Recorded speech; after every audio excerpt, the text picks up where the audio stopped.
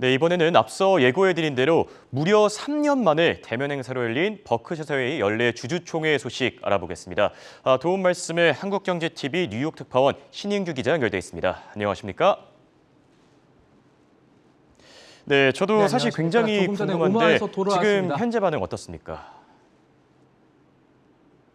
네, 세계 최대 규모의 투자회사인 버크셔 해서웨이는 매년 봄이면 주주들을 초청해서 사흘 동안 연례 총회를 엽니다.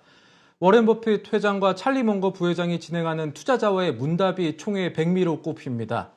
버크셔 해서웨이 사업이나 회사가 투자한 기업의 정보뿐 아니라 이 경제에 대한 버핏의 생각 또 투자 철학까지 들을 수가 있는 기회가 되기 때문입니다. 한동안 이 팬데믹 탓에 연례 총회에 주주들이 직접 참석하지 못했었는데 올해 3년 만에 다시 워런 버핏과 찰리 먼거가 사람들을 직접 만나기로 결정을 했습니다. 이번 총회에서는 60여 개의 질문과 대답이 반나절 동안 이어졌습니다. 네, 신 기자가 현지에서 취재해준 영상과 자료들 먼저 봤는데 주주총회보다는 콘서트장이 좀 연상되지 않았습니까? 네, 그렇습니다. 실제로 행사가 열린 오마 CIH 헬스센터는 유명 가수들의 이 대형 콘서트장으로 이용이 되는 곳인데 2만 명 정도가 한 번에 수용이 가능합니다. 어제 직접 갔을 때 이 새벽부터 입장을 기다리는 인파가 줄을 이어서 건물을 좀 둘러싸는 그런 장관이 연출이 됐습니다. 현장 분위기는 생방송 연결 이후에 이 영상 리포트로 생생하게 전해드릴 예정이고요. 이곳을 찾은 사람들이 이 투자자들을 위한 축제를 상당히 충분히 즐기는 느낌이었습니다. 버크셔 해서웨이 측은 4만 명 정도가 이번 총회에 참석한 것으로 추산합니다.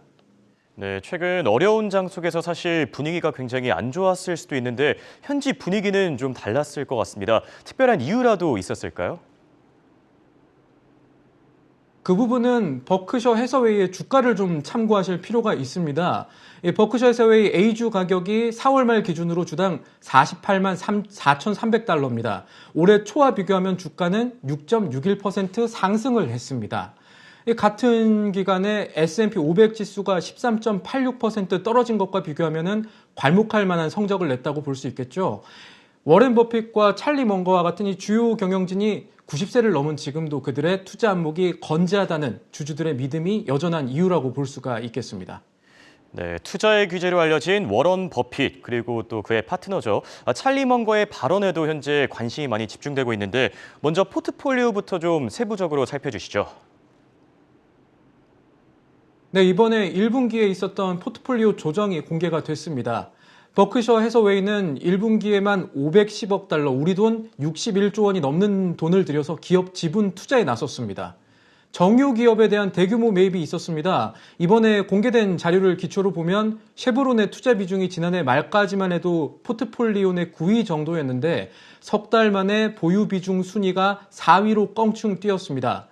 버크셔 해서웨이의 이 지난해 쉐브론 보유량 규모가 투자액 45억 달러 수준이었는데 이것이 석 달 만에 259억 달러로 늘어난 겁니다. 또 1분기 기준 버크셔 해서웨이의 그 지분을 가지고 있는 기업 상위 5곳도 바뀌었는데 애플과 뱅크 오브 아메리카, 아메리칸 익스프레스의 이 지분 순위는 유지가 됐지만 쉐브론이 코카콜라를 제치면서 4위로 조정이 됐습니다. 네, 그렇다면 그리고 또 이제 다른 정유주인 이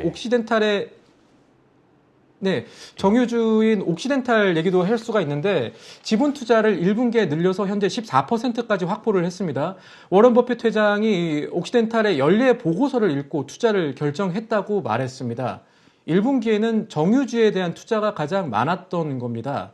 그리고 역시 1분기에는 HP 주식도 늘렸는데 이번 자리에서는 HP에 대한 주목할 만한 코멘트는 나오지 않았습니다. 그리고 총회 중에 워런 버핏 회장이 액티비전 블리자드에 대한 대량 매수를 깜짝 공개했습니다. 1분기에 이 액티비전 블리자드 주식의 9.5%에 달하는 지분을 샀다는 겁니다. 미국에는 13F라고 해서 포트폴리오 변동 내역을 공개하도록 하는 서류가 있는데 1분기 내역이 담긴 버크셔 해서웨이의 13F는 아직 나올 때가 되지 않았거든요. 또 미국의 공시제도상 회사 보유 지분이 10%가 넘지 않으면 즉시 공개할 의무도 없는데 이 자리에서 편하게 주주들한테 이야기를 한 거죠. 액티비전은 마이크로소프트가 주당 95달러에 인수하기로 한 게임사입니다. 액티비전 주가는 4월 말 기준 75.6달러로 인수 제한가를 밑돌고 있습니다. 버핏 회장은 이 총회 자리에서 인수과정 중에 법무부가 무엇을 할지, 이유나 뭐 다른 지역에서 뭐 제동을 좀 걸지에 대해서 합병에 관련한 잡음이 나올지에 대해서는 나는 알지 못한다 이렇게 말하면서도 우리가 아는 한 가지가 있다. 마이크로소프트가 인수에 충분한 돈을 갖고 있다는 것, 이렇게 설명을 했습니다. 네, 쉐브론과 액티비전 블리자드 돋보이는 기업들이 참 많았던 것 같은데 이렇게 어려운 장 속에서도 오히려 투자 기회를 봤다 이렇게 풀이할 수 있겠죠? 네, 그 부분에 대해서는 조금 자세히 봐야 될 것 같습니다. 워런 버핏 회장은 지금이 투자 적기다, 이른바 바닥이다, 이런 식으로 이야기를 하진 않았습니다. 경제 전망과 시장 상황에 대해서는 오히려 좀 우려하는 발언들을 남겼죠. 이번에 대규모 투자를 단행한 정유주도 사실은 살펴보면 인플레이션 수혜주에 가깝고요. 액티비전 블리자드도 마이크로소프트의 인수 과정만 계획대로 진행이 된다면 확실하게 주가 차익을 볼 수 있는 주식이라는 점도 염두에 두셔야겠습니다. 워렌 버핏 회장은 변동성이 큰 가운데 투자 기회가 있는 종목들은 당연히 존재하고, 그래서 자신도 이번에 투자 결정을 내렸다고 말을 했지만 대외 불확실성이 금방 사라질 것으로 본다는 식의 장밋빛 전망을 하지는 않았습니다. 2분기 첫 달인 이 4월 한 달 동안에는 추가 주식 매입이 없었다고도 말을 했고요.